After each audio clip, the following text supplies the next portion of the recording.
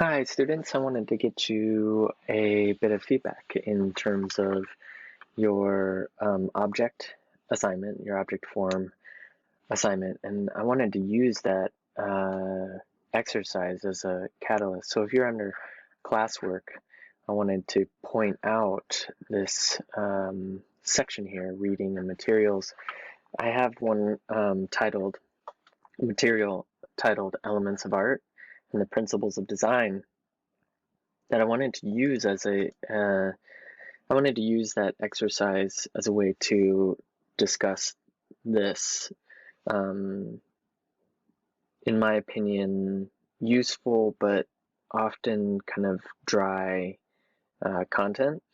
I think it's absolutely important and essential to understand the usefulness of these terms and their ability to not only help us articulate uh, what we think an artwork is about, but also as a tool for artists, obviously, to in a kind of sophisticated way think about how design elements contribute to uh, making meaning. So uh, this is a kind of a list that I took, I found online, that someone had kind of laid out these fundamental principles, and these are terms that, especially when we get later in the semester and we start thinking about our formal analysis paper, we're going to want to consider and use this as a resource. Down below here are a couple YouTube, or this is a YouTube playlist that has a series of videos that I think are wonderful and illustrate a lot of these terms really well in a visual way. Another one of those here, it's a single video called The Fundamental Elements of Art Design, or actually of Design only.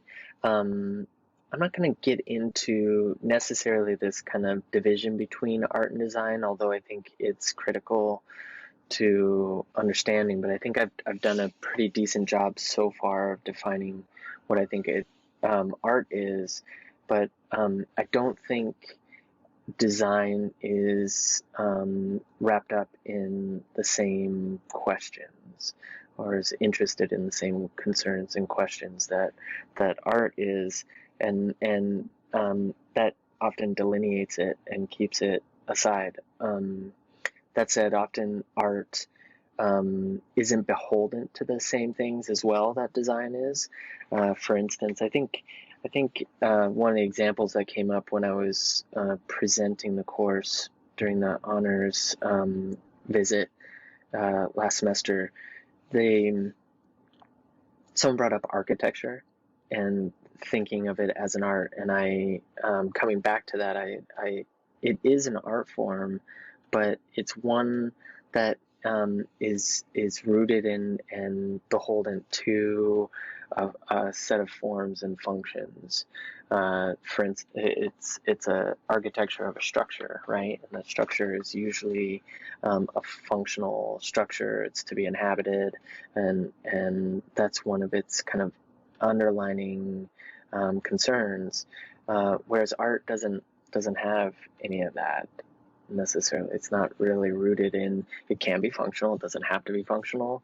It can be architecture. It doesn't have to be architecture, and so on. So I think when we talk about design, we're often thinking about it in reference and in service of something.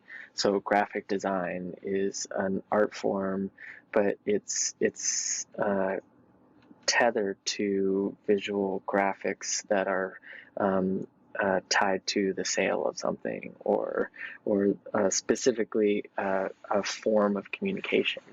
Um, Whereas again, um, art can use some of those same design principles, but its end game is to be art.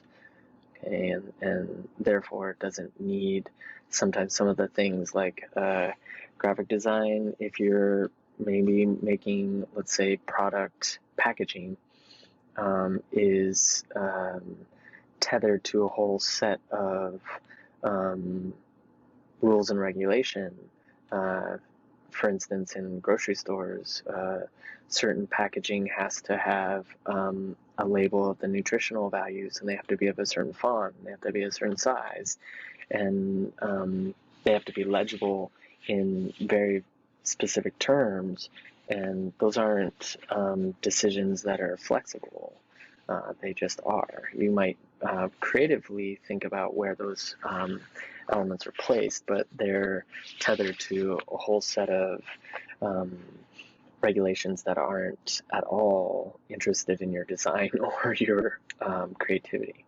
So anyway, I wanted to pull up a couple of these because I think in reference to the assignment, the idea of getting a description based on someone observing an object without sight, it creates this scenario where you're paring down two elements that I think are really super important. I think form and content. And you know what? I'm going to add that here. I realized that in this particular text, I didn't keep a couple things here. So I'll add that because I got a little wrapped up in these principles. But I'll add the two things that I'm most interested in you walking away from this exercise with is this idea that form and content are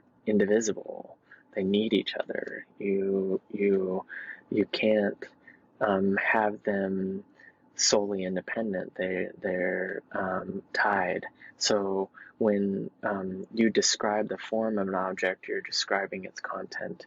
And when you describe its content, you're describing its form. And what's interesting is that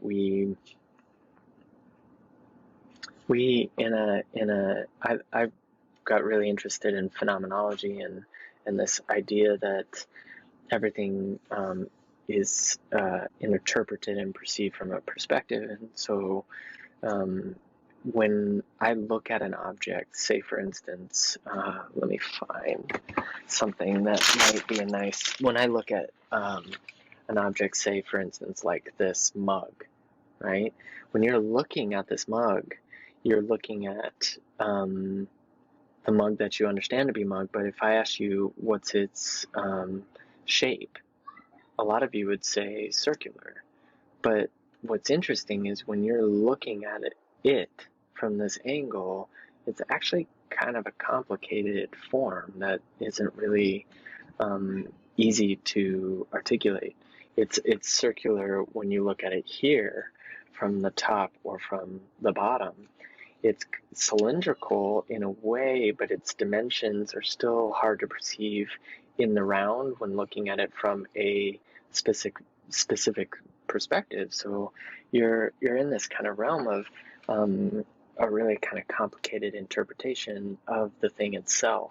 And that's not to mention things that it exudes, right? So it exudes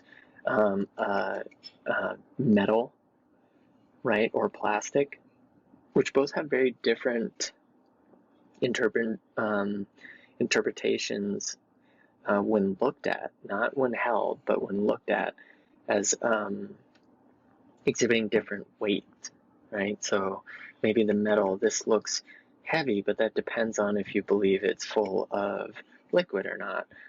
But the plastic up top, because you associate plastic with things that are much lighter, especially at the scale, you would assume this is light, right? Or what else would be? You might think of it being light and airy because you're assuming it's hollow or empty, right? And so it might be buoyant or something that could float. But when you imagine something that's solid, let me see if I can find... I don't have anything right off the bat here that would be readily. You can tell that I wasn't thinking of doing this part of the talk, but when we look at, say, for instance, a sculpture, let me pull up like the we're gonna talk about this guy. Let me look up balloon Koons. So this balloon dog, this is a artwork by the artist Jeff Koons, and when you look at this work, right, here are other forms that he's done, but if you look at balloon dog here, the way that it's manufactured and represented gives the air of a scaled up version of that balloon. So it looks light, looks like it could float away, it looks like you could just push it over, right? It's got all those elements to it, but in fact it's it's made of metal. It's extremely heavy, and appropriately so because it's huge and needs to not float away. And so it's a play, right, on these elements that one it's made of or it's made to look like. Okay, so it's form and content really wrapped up in your association to this to balloon or dog, and even the shape, the contours, it looks inflated, right, which gives a sense of air and lightness. All those kind of things are really important elements to how we would articulate and describe an artwork and what it's trying to evoke. Okay, now when you look at some of these, I'm going to open up a couple images here. These are just standard elements that are used as fundamentals and principles for how to communicate through visual representation. So we have alignment, proximity to other things, right? Large to small, repetition, contrast. Let's see, line, color, right? Line being a really good one because if you look at this here, you see a static set of lines that are horizontal, like a landscape that's really fixed and still, or like a bed that's resting, right? That feels similar to how we rest and how we lay down. Whereas these right here, these lines that have a kind of diagonal function, that diagonal function is really, it's really dynamic and has movement and exudes motion, right? Like skiing down a mountain or something. So I think that those things start to make sense, right? You're starting to see where I'm getting now. The form and content idea, though, is something that I think is really paramount to understanding how we come to understand things, because there's a lot of debate about how we understand things. Is it through their function? For instance, the classic argument that Heidegger makes is in philosophy is this kind of my fist is a hammer, or what is hammer, right? And so when do I know something is hammer? Is it when it's hammering? And if that's the case, if I use my fist to hammer, does that make my fist a hammer, right? Or do I need to have, here, let me see, I think I strangely, just so you can see, have a hammer right here. I was hanging artwork in my kid's bedroom recently, so I have a hammer, right? Does the hammer need to have this form in order to be understood as hammer? And that's often relational, so we have this kind of relationship to other people and their use of objects. But what happens when, say, for instance, this breaks? Is it no longer hammer when it breaks because it can't function as hammer? Or does it just become broken hammer? And therefore, what is that? Is that a whole separate um, realm of understanding objects? Okay, so everyone did really wonderful. I think what I really love about this project is that many of you made just really odd and strange things, and I think the more difficult or more true you were to the text and often the vagueness of the text that you received, you end up with a very strange um, object that has the associative elements of what your person described, but it's not quite there, right? It's got all those things that make up a thing, but isn't the actual thing, okay? Now, that's going to play out as we start to see more and more abstract stuff. So I want to kind of preface and prep you for understanding that. And, Kerry James Marshall is going to do a really good job of helping us with that too, because he has a lot to say about use of composition and use of form in order to understand the content of something, where the form becomes the content almost. Okay.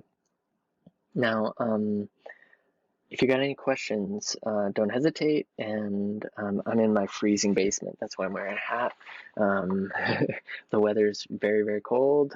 Stay warm. I hope you guys are all staying warm, and look forward to seeing more stuff. Okay.